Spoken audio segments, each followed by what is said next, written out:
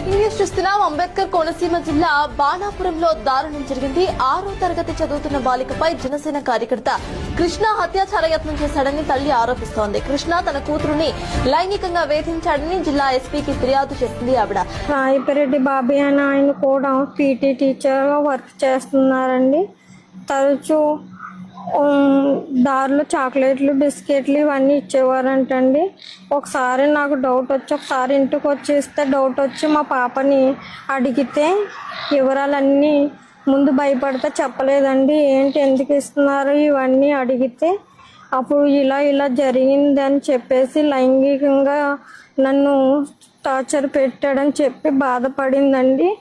అందుకు జరిగిన అన్యాయం ఇంకా వేరే పాపకి ఎవరికి జరగకూడదని ఇటువంటి ఎదవులకి ఏ శిక్ష అయితే ఉన్నదో న్యాయ వ్యాధులు అలాంటి శిక్ష వెయ్యాలని నేను కోరుకుంటున్నానండి.